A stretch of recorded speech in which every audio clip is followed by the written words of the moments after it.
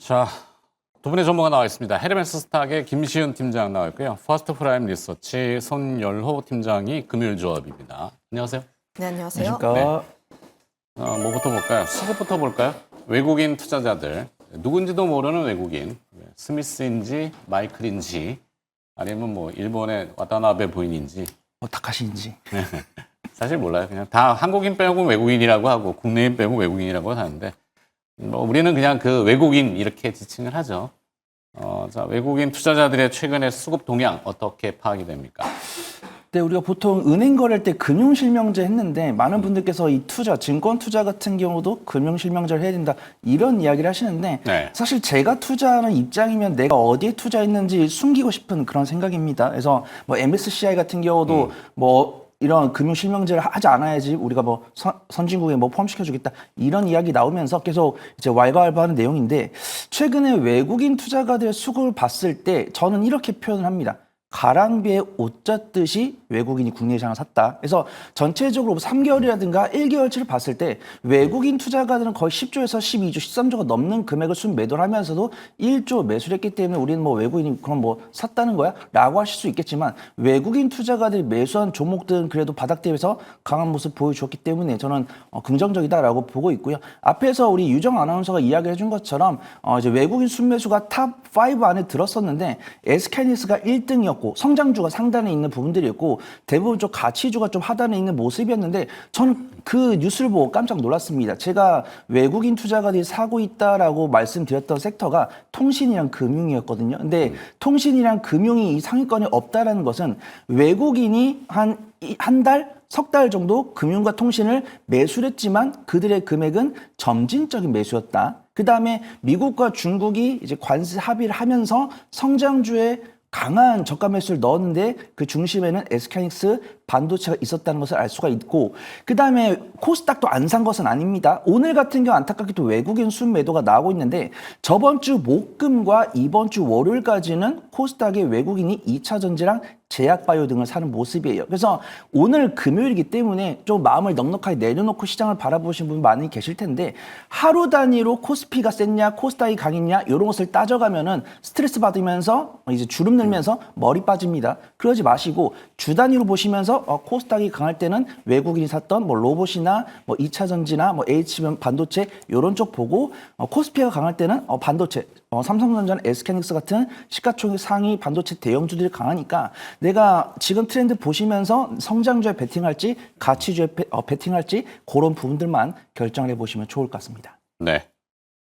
외국인 아까 우리 오프닝에 환율을 쫙 보여주잖아요. 주요국 통화 뭐 했는데 그 통화 달러 인덱스 안에 이제 주요국 6개국 돼 있는데 거기 보면은 중국 없고 전 지구적으로 봤을 때 이 땅덩어리가 큰 나라들 중국의 환율 거기 포함 안 돼 있고 러시아 그다음에 뭐 인도, 브라질 다 없어요. 한국은 아예 보이지도 않아요. 환 시장에서 보면은. 그러면 무슨 얘기냐? 외국인 투자자들이 국내 주식을 산다, 개별 주식을 산다, 거의 이례적입니다. 별로 없어요. 그냥 한국물에 대한 원화와 그다음에 한국 국채에 대한 거, 그다음에 잉여로 일부 주식에 대해서 있지만 그나마 그래도 삼성전자와 SK하이닉스 정도. 그래도 나머지는 외국인이라고 이렇게 된 거는 대부분 다 가짜 외국인 내지는 이렇거든요. 현실이 사실은 그렇습니다. 근데 그런데도 우리는 뭐 외국인이 산다 그러면 뭔가 있나? 이렇게 생각을 하죠. 코스피가 지금 거래일수로는 5월 7일 이후에 8거래일 연속 외국인 순매수 이렇게 잡히는데 규모는 1조 원도 채 안 되죠. 하루에도 1조 원 이상 막 엎어버리는데 그러니까 산다라고 보기도 애매하고 팔지 않는다. 이게 맞는 것 같지 않아요? 네, 맞습니다. 이제 뭐 매수에 대한 주체가 좀 공격적으로 나오기 위해서는 지금 반도체에 대한 긍정적인 내용들이 추가로 더 붙어줘야 하는데 아직까지는 그렇지 않은 상황들. 작년 우리가 외국인 수급에 대해서 조금 더 주목하고 있는 이유는 아무래도 바닥 같은 경우는 기관이 많이 끌어주고 있고 여기서 더 상승을 하기 위해서는 외국인의 매수가 굉장히 많이 들어와서 그를 더 위로 끌어줘야 됩니다. 지수단에 있어서도 현재 구간대에서 추가로 움직이기 위해서는 지금 기간이라든지 연기금이 끌어졌던 부분들을 외국인이 봐서 움직여줘야 하기 때문에 외국인 수급에 조금 더 집중하는 것이 아닌가라는 생각을 가지고 있는데요. 앞서서 이야기를 했던 것처럼 사실 순매수라고 하긴 하지만 네. 규모 자체가 굉장히 적기도 해요. 그리고 이제 작년 상반기에 보여줬던 그 랠리, 외국인에 대한 매수가 공격적으로 들어오면서 보여줬던 그 규모를 생각을 한다면 굉장히 적은 수치라고 보시면 좋을 것 같습니다. 특히나 이제 외국인에 대한 규모를 보면은 어디에서 들어왔는지도 조금 더 봐야 하는데 영국 쪽이라든지 혹은 이런 쪽에서의 매수가 긍정적으로 들어오지 않고 있다라는 점들 거기서의 들어오는 물량들이 대부분 반도체에 대해서 긍정적인 시선을 가지면서 들어왔던 물량이었다라고 보시면 좋을 것 같아요. 여기서 외국인이 들어왔다라기보다는 조금 더 연속성은 확인을 해볼 필요가 있지 않을까라는 생각을 가지고 있어서 저 역시도 외국인에 대한 매수 뭐 긍정적이긴 한데 다만 반도체에 대한 내용들에 대해서 전반적으로 이렇게 긍정적이라기보다는 일부 종목군들에 대해서 한정적으로 보는 게 맞지 않는가 이런 시각을 갖고 있습니다. 그렇죠. 사실 외국인 순매수로 잡히는 오늘 전체 사이즈는 코스피가 540억 현재 시각 그렇고 코스피 선물은 1,900계약 순매수 이렇게 되고 코스닥은 외국인들이 뭐 800억 순매도 그러니까 코스닥은 제외하고 코스피에서는 SK 하이닉스, 삼양식품, 두산 에너빌리티 뭐 그다음에 일부 쭉쭉쭉쭉 내려가 있는데 그냥 바스켓으로 좀 사는 거죠. 이렇게 프로그램 그들 뭐 짜놓은 거 있어요. 뭐 인덱스를 추종하는 거나 아니면 여러 가지 로직들이 있지만 그냥 이렇게 사는데 그래도 제일 많은 거는 비중은 SK 하이닉스다. SK 하이닉스가 아직도 장비 발주를 안 내고 있는데 뭐 이번 달 안에 이제 발주가 본격적으로 나온다고 합니다만 장비 발주라는 게 의미가 있단 말이에요. 이쪽에서 장비를 발주해서 장비를 세팅하고 그래야 이제 고객사, SK 하이닉스의 고객사는 주로 이제 해외 빅테크, 엔비디아나 이쪽으로 나가야 될 거 아니에요, 그죠? 아니면 그쪽 가서 공장 짓겠다야? 뭐예요? 약간 저는 이런 이야기 보면서 달기 먼저나 달걀이 먼저 그런 문제라 생각을 합니다. 네. 장비를 이제 수주를 한다는 것은 이제 설치한다는 것은 이 기업이 이제 준비를 해놓고 어떤 매출처를 뽑겠구나 이런 관점인데 SK하이닉스처럼 이미 실적을 보여준 기업들 같은 경우는 드디어 이 전반 기업부터 러브콜을 이제 실적을 뽑아내기 위해서 어떤 증설을 하는구나 이런 식으로 들 수 있습니다. 그 다음에 앵커님께서 고민을 하신 것처럼 우리가 HBM3 있고 엔비디아 입장에서는 차세대 이제 블랙엔이나 GPU 이런 거 만들 때 HM4나 HM4E 이런 것들을 적용한다고 했을 때 이 HM4랑 HM4E를 만들 수 있는 설비가 중요하다라고 판단하고 있습니다. 근데 앞에서도 SK하이닉스 같은 경우는 지금 HM4 같은 경우는 독자적이고 마이크론이나 다른 반도체 메이커들은 여전히 HBM3 2단계에 머물러 있기 때문에 엔비디아에서 블랙엔이나 그 다음 GPU를 만든다고 했을 때 SK하이닉스는 당연히 그 독점수를 가져갈 수밖에 없다라고 판단합니다. 네. 근데 이제 저는 왜 SK하이닉스가 장비 수주를 안 하는가를 했을 때 일단은 하나세미텍과 한미 반도체 간에 네. 그 약간 좀 밸류체인 정리를 하고 있는 것 같아요. 그래서 저는 예전에 몇 번 말씀드렸지만 한미반도체랑 하나세미텍에서 만든 TC본드의 기술력 차이가 얼마인지 직접적으로는 알 수 없지만 뭐 리포트 읽어보거나 뉴스를 봤을 때는 뭐 3배 이상의 가성비 혹은 뭐 기술력 격차도 2년 정도. 근데 그런데도 불구하고 하나세미텍의 장비는 한미반도체보다 조금 더 비싸게 샀다고 했을 때는 SK하이닉스가 이런 자본주의의 세계에서는 좀 잘못을 했다라고 판단했었는데 다행히도 그런 부분들이 불식되면서 한미반도체가 가게 상승하는 모습입니다. 그래서 SK하이닉스 같은 경우는 외국인의 순매수를 하고 있는데 많이 사고 있기 때문에 긍정적으로 보고 있고 그런 부분들을 고려하더라도 SK하이닉스 같은 경우는 매출액과 영업이익 당기순이익이 폭발적으로 증가를 하고 있고 퍼도 5가 안 되는 상황에서 영업이익률도 30%가 넘기 때문에 반드시 좀 봐야 된다라고 판단하고 있고요. 저는 뭐 삼성전자 같은 경우는 작년 상반기에 굉장히 좋아했지만 작년 하반기부터 조금 보수적으로 보고 있고 삼성전자의 투자 의견을 보수로 바꾸는 와중 속에서도 SK하이닉스는 꾸준하게 긍정적으로 말씀을 드리고 있기 때문에 지금 SK하이닉스를 보유하고 계신 분들은 홀딩하셔도 된다라고 말씀드리고 SK하이닉스를 안 사신 분들은 분할 매수해 보셔야 된다. 그렇게 좀 말씀을 드리도록 하겠습니다. 네. 자, 반도체와 뭐 중요한 얘기는 뒤 코너에 또 이 마스다에 오늘 또 애널리스트가 출연을 합니다. 반도체 채널이. 그때 한번 다시 또 짚어보도록 하고. 자, 오늘 황제주로 또 등극했다고 합니다. 뭐 불닭. 네. 불닭 신화? 사명은 이따가 아랍니다. 네, 그러면 다른 거 APR 해야 되는데 APR. 제가 순서를 막 뒤집었네. 자, APR 화장품. 미안합니다. 원고를 주는데 사실 원고대로 잘 안 해가지고 제가. 네. 네, APR도 마찬가지로 실적 기대감에 의해서 움직이고 있는 종목군 중 하나라고 보시면 좋을 것 같아요. 결국 지금 미용 의료기기라든지 화장품 섹터에 대한 흐름들을 보게 되었을 때 일부 종목군들만 계속 강하게 움직이고 있던 상황들, 특히나 APR 같은 경우가 지난번 1분기 호실적이 굉장히 많이 달성하고 있고 올해 같은 경우는 특히나 가이던스 자체가 상향에 대한 흐름들이 나오게 되면서 움직이고 있다고 보시면 좋을 것 같아요. 네. 결국은 외국인 수급 역시도 실적에 조금 더 집중하고 있다라는 측면이라 보시면 좋을 것 같고요. 앞으로의 성장성을 보게 되었을 때도 지금 이 기업 자체가 이제 개인용 미용기기, 네. 그러니까 이제 가정용이라 보시면 좋을 것 같은데 미국이라든지 이런 부분들에 있어서 침투율 자체가 움직이는 흐름들이라 보시면 좋을 것 같아서 이런 정도로만 보시면 좋을 것 같습니다. 가장 중요한 건 기술적으로 보게 되었을 때 10만 원이라는 라인대를 또 돌파를 하면서 이 라인대 지지하면서 움직이고 있는 흐름들이라 보시면 좋을 것 같아서요. 지금 보유하고 있으신 분들 같은 경우에는 5일선 위주로 대응을 하시는 게 맞지 않을까라는 생각을 가지고 있고 내가 또 이제 좀 매수하고 싶다 하시는 분들은 조금 더 기다려 보시는 게 맞지 않을까 이렇게 드리겠습니다. 네. 5일 이동 평균선. 개인 투자자분들이 요즘은 잘 아시겠죠? 뭐 기술적 분석을 많이 하시니까. 어쨌든 그 APR 얘기 들어봤고 그럼 잠깐 또 아까 말씀드렸던 삼양식품의 그 화두가 많이 떠오르는데 김유정 아나운서 일단 아웃라인을 좀 정리해 준다고 하니까 들어볼게요. 네, 전일 시간외에서 사상 최대 실적을 낸 삼양식품. 시장은 이렇게 얘기하고 있습니다. 불닭의 시장은 이제부터 시작이다라고 이야기하면서 17% 넘게 급증하고 있는데요. 최근 MSCI 편입부터 100만 원을 돌파하더니 이제 황제주는 116만 6천 원까지 올라가고 있는 상황입니다.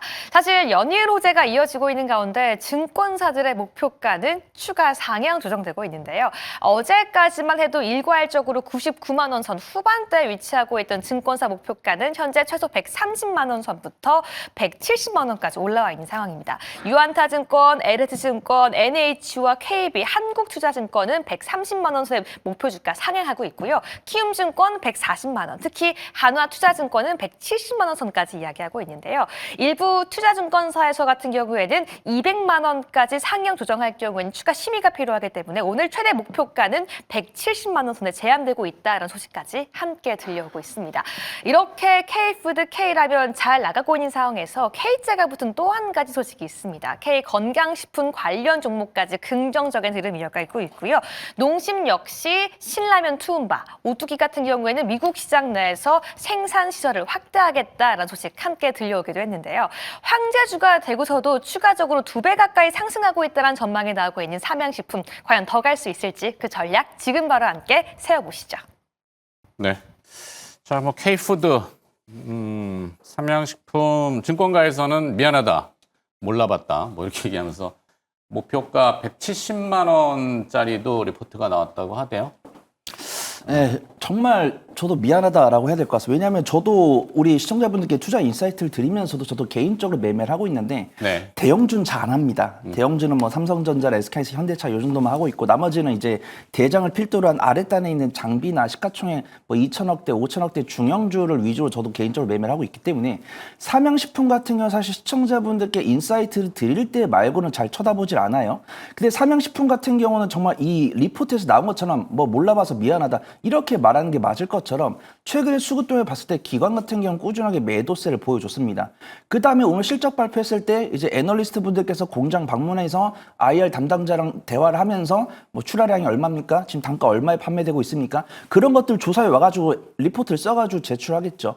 그런 컨센서스를 20% 넘게 상회하는 모습 보여주면서 실적 퍼포먼스가 나왔다라고 볼 수 있고요. 그 다음에 이제 앵커님께서 말씀 주신 이 환율에다 접목을 해보면 삼양식품의 불닭볶음면이 잘 팔리고 있는 건 우리가 알게 된 지가 1년이 넘었습니다. 네. 그 다음에 보통 우리가 제품 갖다 주고 달러를 돈 이제 쥐는 데가 보통 한 달에서 석 달 정도 걸리죠.